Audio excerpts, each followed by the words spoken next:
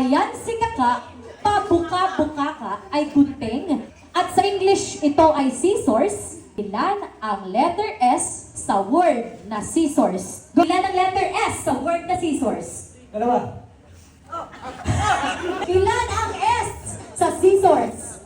Tatlo. Konti na lang, sige! 3, 2, 1, go! Okay, ito. Ilan po ang S sa scissors? Apat. Apat is correct!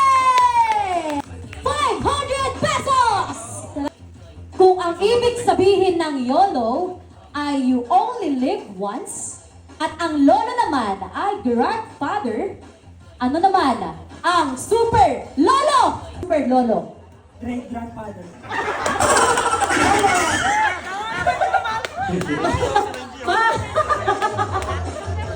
Teka lang.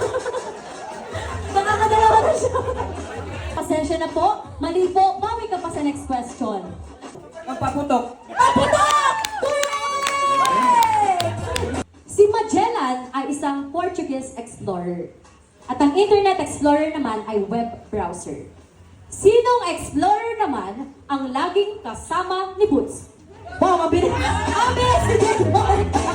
Oy, nagulat ako na na. Si Dora. Congratulations! If the value of pi is an irrational mathematical constant, yan na to.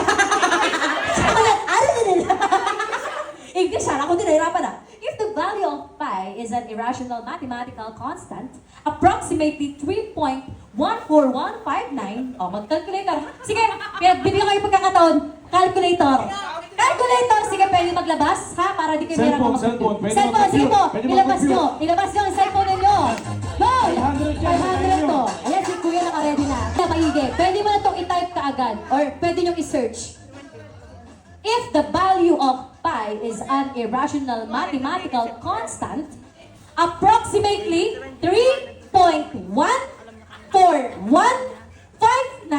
Sir, parang may mananalo tayo dito ah. Si Benji nag-iisip po. Nakapokus eh. Nakapokus. Naka-focus talaga. Sir, tama ba yung tinipe mo? Patingin ako. Ulit na natin.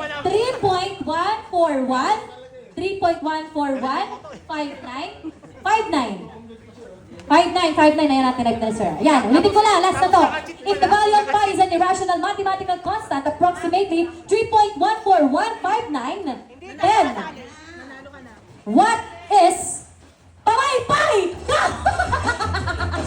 Compute pa siya. Fun is correct! Para sa'yo talaga to. Kasi, gumamit ka pa ng calculator. Talagang tinay-type mo pa. Ang question naman talaga dun, what is pamaypay? And that is fun. Ano? 3. Hindi natin sa materialis. Tama ka lang muna. Alright, so much for that. Congratulations to all our winners for Quiz Be with a Twist. Palakpakan naman po.